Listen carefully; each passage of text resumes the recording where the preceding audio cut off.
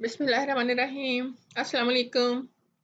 Farzana Shaheen from brain train platform. आज हम parts of speech का 7th पार्ट कर रहे हैं, कंजंक्शन। कंजंक्शन हरूफ अतफ जो कि अल्फाज को जोड़ने के लिए इस्तेमाल किए जाते हैं। आज हम इसके बारे में पढ़ेंगे। कंजंक्शन को स्टार्ट करने से पहले आई रिक्वेस्ट के प्लीज़ सबसे पहले तो वीडियो को एंड तक देखिए ताकि आपको पूरी तरह से सब कुछ समझ आ सके। और दूसरी बात के सब्सक्राइब करना मत भूलिएगा और साथ साथ जो बेल आइकॉन है उसको भी हिट कीजिए so you may get the alert when I upload the new videos. Okay, so start करते हैं। Conjunction.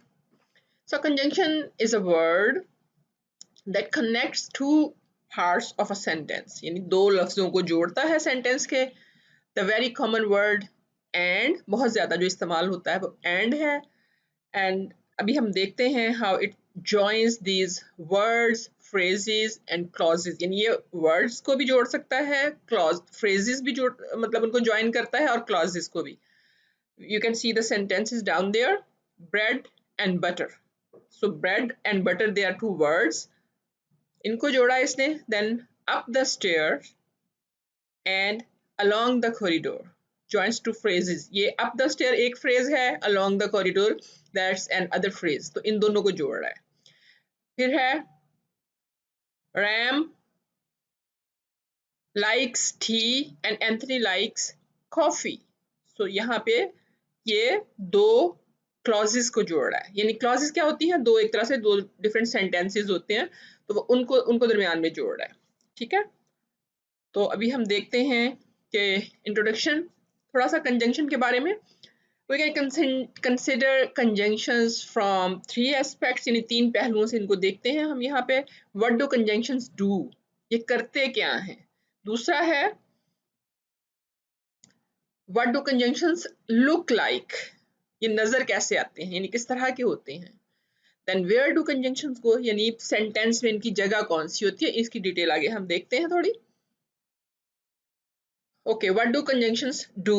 Conjunctions have two basic functions or jobs, you can say. दो उनके मतलब मेन जो काम है वो दो हैं। Coordinating conjunctions, दो ये होते हैं, एक नीचे बाद में उसका जिक्र करेंगे। सबऑर्डिनेटिंग कंजंक्शंस, तो कोऑर्डिनेटिंग, जैसे कि उसके नाम से पता चल रहा है, कोऑर्डिनेट करता है। ठीक है, तो ये used to join two parts of a sentence that are grammatically equal, यानी ग्रामर के हिसाब से जो बिल्कुल बराबर होते हैं, ऐसे दो पार्ट्स को ये जोड़ता है। टू पार्ट्स जो हैं वो क्या हो सकते हैं? मे बी सिंगल वर्ड्स और क्लॉजेस।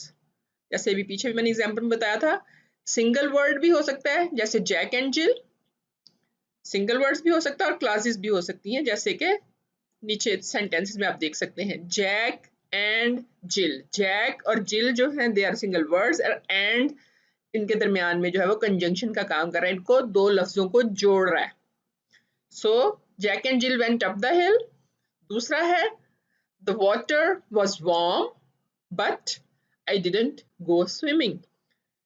पानी वार्म था, गर्म था, लेकिन मैं स्विमिंग के लिए नहीं गया। अब द वाटर वाज वार्म पूरा फुल सेंटेंस है, इसको हम क्लॉज कहते हैं। And the other one in the same colour, I didn't go swimming, ये भी एक सेंटेंस है और ये क्लॉज कहलाती है, लेकिन बट के साथ इसको ज्वाइन किया गया है। सो यू कैन सी कि पहला सेंटेंस जो है वो उसमें टू सिंगल वर्ड्स थे जिनको इसने ज्वाइन किया कंजंक्शन ने, और दूसरे सेंटेंस में दो क्लॉजेस थी उनको ज्वाइन किया। And when it's a subordinate, then what it does? Subordinate conjunctions are used to join a subordinate dependent class. Subordinate आप समझ सकते हैं, जो किसी के अंडर हो। ठीक है, बिल्कुल इंडिपेंडेंट ना हो, वो किसी के अंडर हो, वो सबऑर्डिनेट कहलाता है। तो सबऑर्डिनेट डिपेंडेंट क्लास, ठीक है, डिपेंडेंट क्लॉज। सो इस यहाँ पे अब ये सेंटेंस जो होगा वो डिपेंडेंट होगा, यानी अकेला वो पूरे मानी नहीं दे रहा होता, इस वजह से उसको जो है वो डिपेंडेंट कहते हैं। Okay, So are used to join a subordinate dependent clause to a main clause। यानी वही बात है, दो क्लास ऊपर जो हमने देखा दोनों इंडिपेंडेंट क्लॉजेस थी, उसमें एक दूसरे मतलब दोनों के अलग अलग मतलब आपको समझ आ रहे थे, लेकिन अब यहाँ पे अगर बता रही है कि वो एक मेन क्लॉज होती है और एक सबऑर्डिनेट क्लॉज होती है। आई नो पता नहीं अभी आपका इस बारे में कॉन्सेप्ट है या नहीं, लेकिन I will try to clear it also कि सबऑर्डिनेट क्लॉज क्या होती है और डिपेंडेंट इंडिपेंडेंट क्लॉज क्या होती है। ओके तो मेन क्लॉज है जो वो इंडिपेंडेंट क्लॉज है, सबऑर्डिनेट क्लॉज जो है वो डिपेंडेंट क्लॉज है। आगे जैसे जैसे हम बात करेंगे I will clear it. So subordinate conjunction joins a subordinate dependent clause to a main clause। main clause के साथ जो है वो subordinate clause को ये join करता। For example, I went swimming। मैं swimming के लिए गया। Although it was cold। Although it was cold। अब although it was cold that's a subordinate clause। ठीक है, इसके साथ although है, अगरचे ठंड थी। अगर हम बात करें I went swimming, it has full meanings, but अगर हम कहते हैं although it was cold तो आपको बात समझ में नहीं आ रही, तो इस तरह से ये डिपेंड करता है कि इसके साथ कुछ और लिखा जाए, इसलिए इसको डिपेंडेंट कहते हैं। नेक्स्ट हम देखते हैं कुछ कंजंक्शंस, एग्जांपल्स इनकी, यानी जो वर्ड्स जो है कंजंक्शन के तौर पे इस्तेमाल होते हैं। तो कोऑर्डिनेट कंजंक्शंस कौन से हैं? एंड एक कोऑर्डिनेट कंजंक्शंस हैं, दूसरे सबऑर्डिनेट कंजंक्शंस हैं। So coordinate conjunctions are and, but, or, nor, for, yet and so. और सबऑर्डिनेट कंजंक्शंस हैं ऑल्दो, बिकॉज, सिंस, अनलेस, और ये बहुत से और भी हैं। So let's see now what do conjunctions look like. अब ये कैसे होते हैं, किस तरह से आपको नजर आएंगे। So conjunctions have three basic formats. Single word, जैसे अभी पीछे भी मैंने बताया, single word, for example and, but, because, although. और इसके अलावा कंपाउंड भी होते हैं, ये compound often ending with as और that. In example you can see provided that, as long as, in order that. तो ये यूज हो रहे होते हैं। ये कंपाउंड है, यानी कंपाउंड जिस तरह से कुछ चीजों के कुछ वर्ड्स के मिलने से एक वर्ड जो बनता है दैट इज कंपाउंड वर्ड। उसके बाद है correlative. Correlative are surrounded, they are surrounding an adverb or adjective। So ये adjective या adverb के around होते हैं, for example so या that। So then we see next, where do conjunctions go, यानी ये sentence में कहाँ पे use होते हैं। In coordinating conjunctions अगर हैं वो, coordinating conjunctions always come between the words or clauses that they join। यानी जिन लफ्जों को या क्लॉजेस को ये ज्वाइन कर रहे होते हैं उनके दरमियान में आते हैं। ठीक है, देखो कोऑर्डिनेटिंग कंजंक्शंस जो हैं, जो सबऑर्डिनेटिंग कंजंक्शंस हैं usually come at the beginning of the subordinate clause. जो सबऑर्डिनेट क्लॉज जैसे मैंने पहले आपको बताया उसके पहले में ये उसके बिगिनिंग में आ रही होती है। ठीक है, ये जो सबऑर्डिनेटिंग कंजंक्शंस हैं ये सबऑर्डिनेट क्लॉज के स्टार्ट में आ रही होती है। जो नाम से ही आपको अंदाजा हो रहा है इस चीज का, तो आपको ये क्लियर हो गया होगा। Then we come coordinating conjunctions. थोड़ी सी फिर से चीजों को रिपीट कर दें। Coordinating conjunction joins parts of a sentence, for example words और इंडिपेंडेंट क्लॉजेस, जो आपको पहले बता चुकी हूँ, दैट आर ग्रामेटिकली इक्वल और similar. A coordinating conjunction shows that elements it joins are similar, यानी इनकी इंपॉर्टेंस और इनका स्ट्रक्चर जो है वो जो बनावट है वो एक जैसी है। कोऑर्डिनेटिंग कंजंक्शंस में जो वर्ड्स और जो पार्ट्स ऑफ जो सेंटेंस यूज हो रहे होते हैं, ठीक है, जो एलिमेंट्स होते हैं। लाइक नीचे हम एग्जांपल देखते हैं, टी एंड कॉफी। तो दोनों चीजें जो हैं अगर आप देखें तो वो मतलब बैलेंस्ड हैं, एक जैसी हैं, सिमिलर उनकी इंपॉर्टेंस है और एक एक वर्ड है वो। उसके बाद है Ahmed likes tea but Anthony likes coffee. So ऊपर वाले सेंटेंस में एंड जो है वो आपका कोऑर्डिनेटिंग कंजंक्शन है और नीचे बट, लेकिन ऊपर दोनों वर्ड्स हैं और सेकंड सेंटेंस में दे आर क्लॉजेस। सो वो भी बिल्कुल इक्वल हैं, अगर आप देखें पूरा मान ही दे रहे हैं। Then coordinating conjunctions always come between the words or clauses, जैसे भी पहले हम ये बात कर चुके हैं. Now we come still continue, इसी के बारे में इंफॉर्मेशन हो रही है. When a coordinating conjunction joins independent clauses, it is always correct to place a comma before the conjunction. मतलब एक कॉमा उससे पहले हम लगा सकते हैं, जैसे मैं भी आपको सेंटेंस में बताती हूँ. I want to work as an interpreter in future. In the future, I want to work as so it's saying कि मैं फ्यूचर में इंटरप्रेटर के तौर पे काम करना चाहता हूँ या चाहती हूँ. So I am studying Russian at university, इसलिए मैं रशियन जो है वो पढ़ रहा हूँ या पढ़ रही हूँ यूनिवर्सिटी में. तो अब ये देखिए, आप सो लगाया है तो उससे पहले जो पहला सेंटेंस है उसके एंड में आपने कॉमा लगाया है.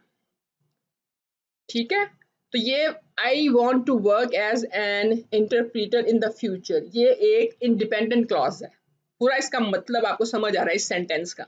लेकिन अगर आप कहें so I am studying Russian at university, तो सो की वजह से अब वो मतलब पूरा समझ में नहीं आ रहा, तो ये जो है वो डिपेंडेंट क्लॉज है. तो अब यहाँ पे बताया जा रहा है कि ये कॉमा आपने यूज करना है, तो ये इसमें ठीक होता है, इसको आप यूज कर सकते हैं. Then however if the independent clauses are short, बहुत छोटी सी होती हैं, वेल बैलेंस्ड हैं, तो फिर जरूरी नहीं है कॉमा लगाना. जैसे कि नीचे सेंटेंस में आप देखें, she is kind so she helps people, वो काइंड है, मेहरबान है, इसलिए लोगों की हेल्प करती है. तो बिल्कुल छोटे छोटे से सेंटेंसेस हैं, यहाँ पे हमें कॉमा लगाने की जरूरत नहीं है. और इसके अलावा जब आप चीज़ें जो हैं किसी चीज़ों की लिस्ट बता रहे होते हैं, जैसे डिफरेंट, यहाँ एग्जांपल में है, ही drinks milk juice lemonade and milk shake, तो एंड से पहले आप कॉमा लगा भी सकते हैं और नहीं भी लगा सकते, दोनों ही दुरुस्त हैं. यहाँ पे ये ऑप्शन आपके पास मौजूद है. फिर उसके बाद कोऑर्डिनेटिंग कंजंक्शंस जो हैं, इनको अगर आप याद रखना चाहते हैं तो एक टिप है आपके लिए. अगर आप इन सब का फर्स्ट लेटर, फर्स्ट इनिशियल जो है वो अगर आप याद रखेंगे तो आपके लिए आसानी होगी. फैन बॉयज अगर आप याद रखेंगे तो आप इसको भूलेगा नहीं. फैन आप देख सकते हैं, हर लेटर के नीचे वर्ड लिखा हुआ है जो इनसे बनता है, जो कि कोऑर्डिनेटिंग कंजंक्शंस है, आप याद रख सकते हैं. Now we come to the subordinating conjunctions. A subordinating conjunction joins a subordinate dependent clause to main independent clause. तो subordinating conjunction जो है वो main independent से वो जो है वो join कराता है. इसमें दो clauses हैं, एक dependent है, एक independent है. ठीक है. Then here are some common subordinating conjunctions. पहले मैंने थोड़े से दिखाए थे, अब ये इतने सारे हैं, आप इनको याद रख सकते हैं कि कौन कौन से जो सबऑर्डिनेटिंग कंजंक्शंस हैं ये यूज कर सकते हैं. ये जब आपने यूज करने हैं तब क्या होगा, एक क्लॉज जो है वो इंडिपेंडेंट होगी, दूसरी डिपेंडेंट होगी. Independent and dependent. इंडिपेंडेंट जो एक फुल सेंटेंस है उसका अपना मीनिंग है, और डिपेंडेंट जिसमें जरूरत होती है कि एक सेंटेंस और साथ लगेगा तो एक क्लॉज और साथ लगेगी, तब मतलब वाज़ेह होगा. सो यहाँ पे मैं बताने की कोशिश करती हूँ आपको कि मेन क्लॉज या इंडिपेंडेंट क्लॉज क्या है. Ahmed went swimming, Ahmed swimming के लिए गया. ठीक है. और उसके बाद है सबऑर्डिनेट और डिपेंडेंट, जिसको क्लॉज कहते हैं, जो डिपेंड कर रही है दूसरे पे, that is although it was raining. ये दोनों मिलके जो है वो सबऑर्डिनेटिंग जो है वो क्लास बन रही है. मतलब इस बात को याद रखें कि ऑल्दो को सेपरेट नहीं समझना आपने कि हम वो दरमियान में लगा रहे हैं, नहीं, ये पूरे का पूरा हिस्सा जो है ऑल्दो इट वाज रेनिंग, ये जो है सबऑर्डिनेटिंग क्लास है. लेकिन ऑल्दो इसके अंदर जो है वो सबऑर्डिनेटिंग कंजंक्शन है. अब ये अगर हम सेंटेंस पढ़ें, ऑल्दो इट वाज रेनिंग, आपको मीनिंग पूरे समझ नहीं आ रहे, बात मुकम्मल नहीं हो रही, इस चीज को जहन में रखना है. ओके, नाउ सबऑर्डिनेटिंग कंजंक्शंस के लिए टिप आपको देनी, यही बात जो मैं पहले भी समझा रही थी, थोड़ा सा फिर से एक दफा एक्सप्लेन करूं. अ सबऑर्डिनेट और डिपेंडेंट क्लॉज जो होती है वो डिपेंड करती है मेन और इंडिपेंडेंट क्लॉज पे. यानी जब तक उसके साथ इंडिपेंडेंट क्लॉज ना लगाई जाए, मेन क्लॉज ना लगाई जाए, वो अपने मानी नहीं देती. अकेली जो डिपेंडेंट क्लॉज है वो एग्जिस्ट नहीं करती। इमेजिन कि somebody says to you hello although it was raining। अगर कोई ये कहता है तो आपको कुछ मतलब समझ में आया? No. although it was raining कोई मतलब आपको समझ नहीं आ रहा उसका, तो क्या होगा? इसके लिए आपको जरूरत होगी एक मेन और इंडिपेंडेंट क्लॉज की। वो जब साथ होगी तो तब आपको बात समझ आती है। तो मेन आपको फर्क समझना है कि ये इंडिपेंडेंट क्लॉज है या कि डिपेंडेंट क्लॉज है। तो उसके लिए जैसे भी ऊपर सेंटेंस बताया कि hello although it was raining, ये कोई मतलब आपको समझ नहीं आ रहा, लेकिन आगे आखिरी सेंटेंस देखिए अगर आप, hello Ahmed went swimming, so it's telling कि अहमद स्विमिंग के लिए गया, तो इसका मतलब आपको समझ में आ रहा है। लेकिन ऊपर कि अगरचे बारिश हो रही थी, उसके बाद क्या मतलब, वो वाला सेंटेंस जो है वो डिपेंडेंट है या सबऑर्डिनेट क्लॉज है। ठीक है, इसको याद रखिएगा और ये काफी हेल्पफुल होगा आपको। फिर उसके बाद है subordinate conjunction always comes at the beginning of a subordinate clause. जो सबऑर्डिनेट क्लॉज होती है या डिपेंडेंट क्लॉज होती है उसके शुरू में आता है हमेशा सबऑर्डिनेटिंग कंजंक्शन होता है। It introduces a subordinate class, का मतलब है कि ये सबऑर्डिनेट क्लास को इंट्रोड्यूस करा रहा होता है, यानी उसके शुरू में आ रहा होता है, मतलब ये कहने का। हाउएवर इट कैन, जो सबऑर्डिनेट पूरी की पूरी क्लास क्लॉज है, सॉरी, जो सबऑर्डिनेट क्लॉज यानी कि पूरा पूरा जो सेंटेंस होता है और इस सबऑर्डिनेट कंजंक्शन के साथ वो इंडिपेंडेंट जो होती है क्लॉज, मेन क्लॉज, उसके शुरू में भी आ सकता है और आखिर में भी आ सकता है। It comes after or before a main clause. So two structures possible हैं जो नीचे दिखाए हुए हैं कि Ahmed went swimming although it was raining। अगर although सेंटर में मिडल में आना है, ठीक है, तो यानी पूरा although it was raining ये पूरा जो है वो डिपेंडेंट क्लॉज है, डिपेंडेंट क्लॉज और सबऑर्डिनेटिंग क्लॉज, सबऑर्डिनेट क्लॉज है ये। तो ये जो है अब आप देख रहे हैं अहमद वेंट स्विमिंग, वो उसके बाद आ रहा है, आफ्टर मेन क्लॉज। और जब नीचे वाला सेंटेंस हम देखें तो ऑल्दो इट वाज रेनिंग, अब ऑल्दो इट वाज रेनिंग पहला चला गया, शुरू में चला गया, लेकिन यहाँ पे अगर हम पहले इसको लेके आएंगे तो फिर कॉमा यूज होगा। अहमद वेंट स्विमिंग इसके बाद आ रहा है, यानी एक्सचेंज हो सकती है इनकी places. Only difference is if you use subordinating conjunction in the beginning of the sentence, यानी आप जिस तरह से सेकंड सेंटेंस है वहां लिखा फिर कॉमा लिखते हैं। आई होप कि आपको समझ आ गई होगी दोनों की डिफरेंसेस की, सबऑर्डिनेटिंग क्लास और सबऑर्डिनेटिंग क्लॉज और जो है इंडिपेंडेंट क्लॉज, उसका भी डिफरेंस समझ में आ गया। If still you have any question you can ask me, I will be happy to, I will be honoured to answer you. तो प्लीज कमेंट्स में लिखिएगा और इफ एनी क्वेश्चन वो भी आप वहाँ पे लिख सकते हैं। I can answer you with your name, then एक अलग से वीडियो बना लेंगे उसके लिए। तो शेयर करना मत भूलिए। आई होप कि आपको पसंद आया होगा। सबसे पहले तो लाइक कीजिए, कमेंट्स लिखिए नीचे और इसके बाद अपने फ्रेंड्स के साथ शेयर करें, सब्सक्राइब करें और अलर्ट के लिए बेल आइकन को दबा दीजिए। So thank you so much, till next video, Allah Hafiz.